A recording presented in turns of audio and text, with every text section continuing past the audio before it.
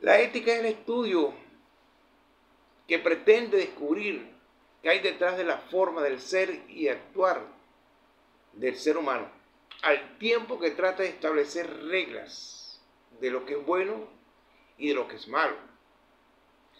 Es en ese sentido la importancia de la ética radica precisamente en saber qué está bien y qué está mal,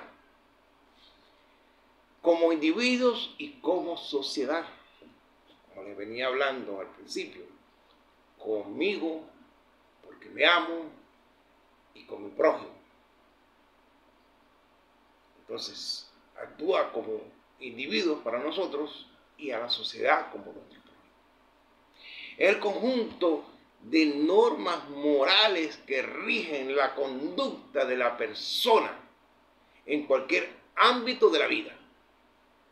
La ética profesional, la ética cívica, la ética deportiva. Tenemos ética por donde quiera que nosotros vayamos.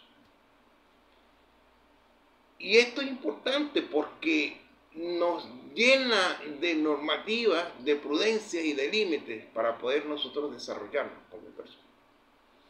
La ética, como había dicho, es parte de la filosofía que se dedica a la reflexión moral y se divide en 3 ramas o tipos que vamos a ir estudiando en esta clase.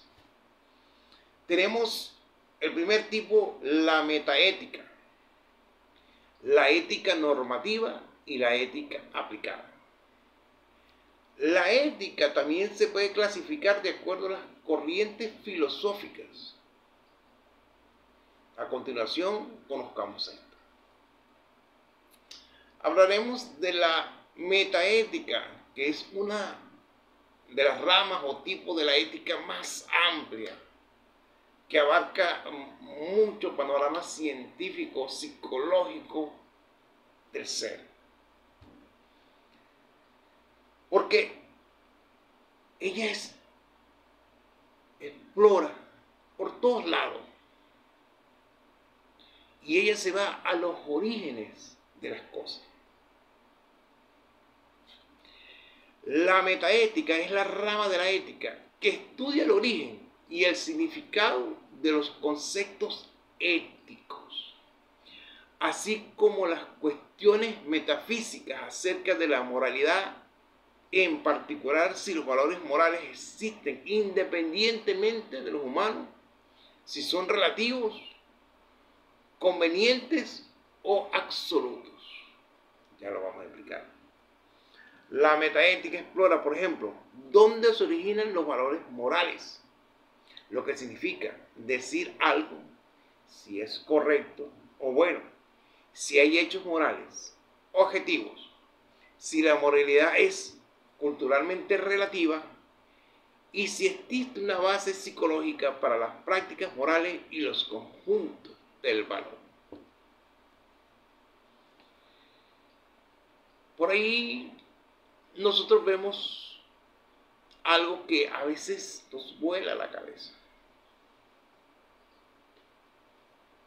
¿Quién enseñó a leer al primer hombre, por ejemplo? ¿Cómo sabemos que lo que estamos leyendo es lo correcto? Son cosas para pensar. Y ahí actúa la ética metaética, porque ella va al origen de las cosas.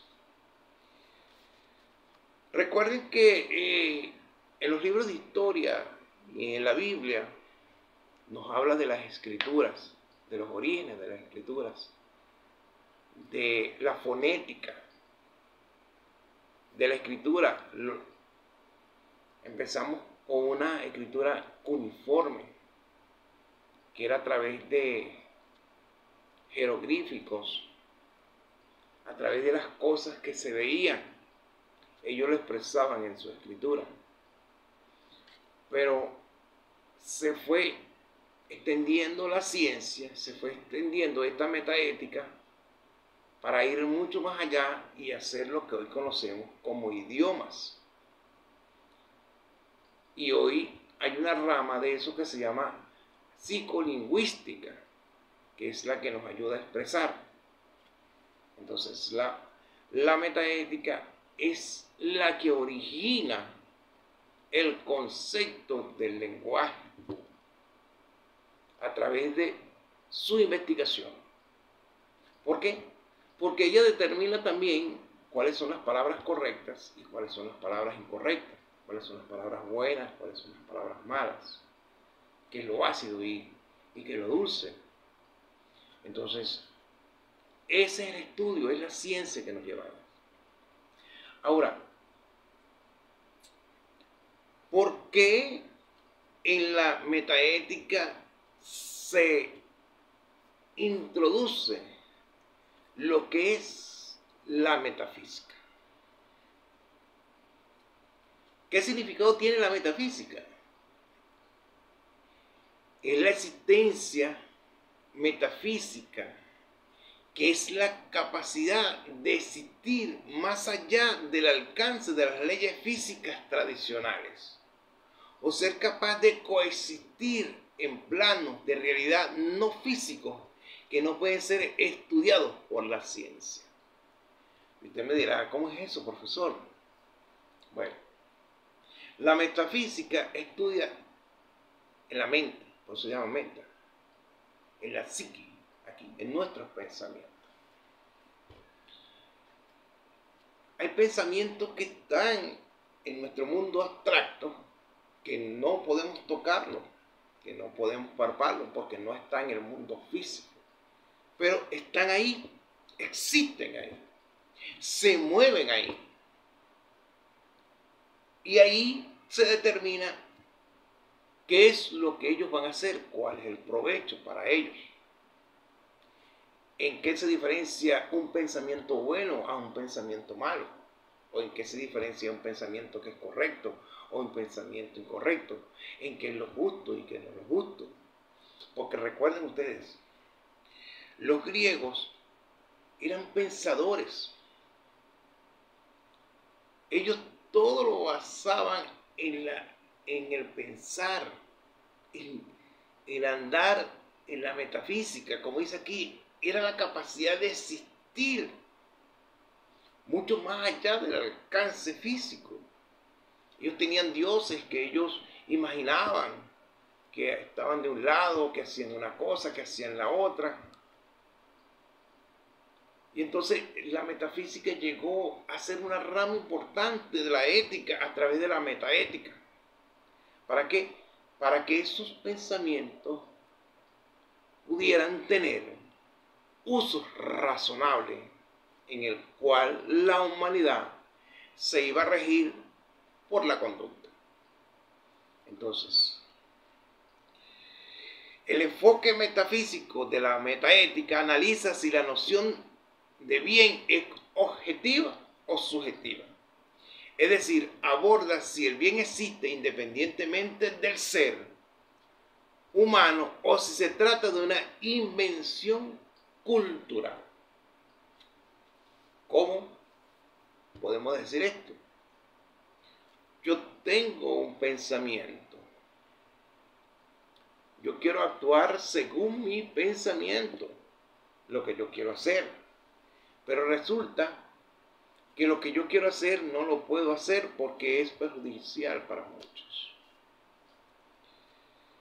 Fíjese algo, si podemos analizar esto, vamos a llevarlo a cuando Jesús fue crucificado en la cruz. La profecía decía, desde mucho antes que Jesús naciera, que iba a existir un Salvador que vendría a este mundo y daría la vida por las personas. Ahí está la ciencia de la metafísica.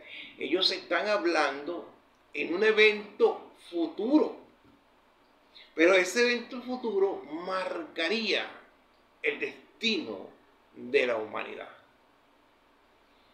Porque tal cual se profetizó, tal cual se cumplió. Entonces, ahí es donde vemos el enfoque metafísico que analiza si la noción del bien es objetiva. ¿Por qué? Porque esa profecía tenía un objetivo. Y ese objetivo era que el Salvador iba a morir por nosotros. Ahora, hay análisis de nociones que son subjetivas. Por ejemplo, en el caso de los griegos, cuando creían en sus muchos dioses, los dioses de ellos no existían. Pero cuando llegó Pablo le dijo, yo te voy a hablar del Dios no conocido, ese que tú estás esperando que está ahí. Porque los otros eran subjetivamente. No existían. Mas ellos en su mente los tenían. Y resulta que objetivamente sí tenemos un Dios que todo lo puede. Entonces, ¿existe independientemente del ser humano? Sí. ¿Y se trata de una invención cultural? Sí. ¿Por qué? Porque los griegos tenían en su cultura creer en muchos dioses. Pero en el ser humano que sigue a Cristo sabe que existe un Dios. Y un Dios que sí lo hay.